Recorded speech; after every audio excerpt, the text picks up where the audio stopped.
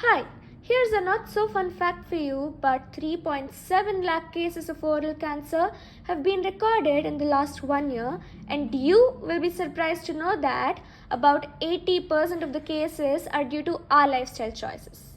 Hi, you're listening to Kriti, and I am a third year dental student at Avi Dental College. We'll be having a quick talk on oral cancer. Well, what exactly is oral cancer? Oral cancer is the cancer of mouth and the throat. When I say mouth, it can occur on the region of the lips, it can occur on the inner lining of the cheeks, it can occur on the floor of the mouth, which is basically below the tongue, or in the parietal region, or behind the third molar, what we call the wisdom tooth. Now, oral cancer basically progresses in 5 stages. The first stage is stage 0, what doctors call the precancerous stage. Now, this is the earliest and the safest stage for detection of cancer. But such an early detection rarely occurs. And if you're wondering why, let me ask you a simple question. When was the last time you went for a dental checkup? Maybe a year ago? Well, all of us have that negligence. But we have that negligence because most of us are unaware that our oral health is the reflection of our body's overall health. Which is why, with frequent dental checkups, our dentists could probably detect conditions as early as possible and as life threatening as oral cancer and save our lives at an earlier stage. Which is why frequent dental checkups are important. Moving on to the signs and symptoms of oral cancer, one of the most common signs include mouth ulcers. Now, ulcers are something that all of us are quite familiar with and would have seen it at least once in our lifetime. Now, they can occur because of various simple reasons, starting from minor injury in the mouth. It could be because of hormonal changes, it could be because of something related to anxiety or stress. Surprising, yes, but anxiety can also lead to the formation of ulcer. So, you must be wondering when exactly you're supposed to be worrying about the formation of an ulcer. So, a characteristic feature of an oral cancer ulcer basically persists for more than 2 weeks, which is when you have to visit your dentist. And another point is that these ulcers are usually painless. That sounds ironic, yes, but can they be neglected? Absolutely not. Apart from ulcers, there could be formation of lumps in the region of cheek and below the chin, and these roughen over the time, which is again another calling to visit your dentist. Apart from these major signs, there could be some other signs which include persistent bad breath, persistent hoarseness in the voice. There could be development of red or white patches on the gums and tongues. And one of the major symptoms, which is basically an unexplained ear pain, occurs in case of advanced stages of oral cancer. Now, if in case you have any of these mentioned signs or symptoms, please take this talk as a sign to go visit your dentist.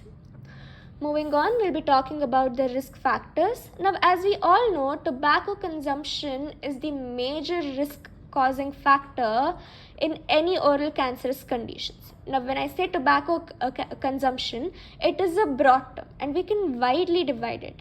It includes tobacco chewing, it includes tobacco smoking. Again, when I say tobacco smoking, it could be smoking of cigarettes or cigars. And cigars are 5 to 10 times worse compared to cigarettes in terms of oral health aspect. Another point is that gutka, which are available in small packets, are a deadly cocktail of carcinogens, but sadly, most of us are unaware that it can cause oral cancer. Anyways, let me break an age-old oral cancer myth for you. I don't smoke, so I can probably never get oral cancer is nothing but a major misconception. There are various other risk factors. For example, patients with HPV infection, HPV being human papilloma virus infections, are also at a higher risk for oral cancer. Now, HPV can be acquired through orogenital sex or through intercourse. Apart from HPV, heavy alcohol consumption can also put you at risk for oral cancer, which is exactly why I previously stated that oral cancer majorly questions your lifestyle choices. However, immunocompromised patients and patients with an ill-fitting denture can also be prone to oral cancer. Another misconception is that oral cancer affects only individuals of 50 to 72 years of age. I'm sorry to break your bubble, but 20% of the oral cancers are seen in the age group of 20 to 27 years as well now, which is why it is really important to be cautious and responsible. That being said, you might ask, is there any oral cancer cure? Well, the answer to that mainly depends upon the stage of detection. 60% of the cases, however, get a survival rate of about 5 years. Moving on to the treatment of oral cancer, now that is basically a multidisciplinary approach. It involves surgery, it involves radiation therapy, it involves chemotherapy. Now, surgery for removal of tumor and the therapy for killing cancer cells and to prevent the relapsing of cancer. But if I have to statistically state, then every single hour the world witnesses a death of a cancer patient. Which is why, before you pick that next cigarette up, I hope you think twice. Moving on, as the age-old saying goes, prevention is better than cure. So here are a few preventive measures, simple yes, but life-changing. Well, it could start with frequent dental checkups. I'd say it is a must to visit a dentist once in every 6 months. Avoiding tobacco and alcohol can reduce the risk for oral cancer very immensely. Getting HPV vaccines again can help you reduce the risk of oral cancer. Now, there's a small note for all my listeners out there. Well, to my Gen Z listeners, if you're listening, well, smoking and drinking alcohol doesn't make you look cool. Trust me, being healthy is the new cool.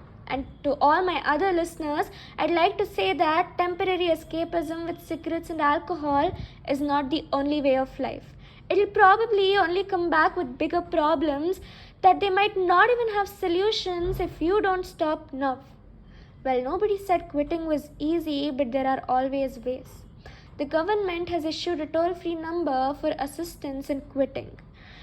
Well, it is 1-800-112-356. Having said that, I'd like to thank you all for listening to me patiently, and I'd like to wish you all a very, very healthy life ahead and hope all of us stay responsible for our healths. This is Kriti signing off. Thank you.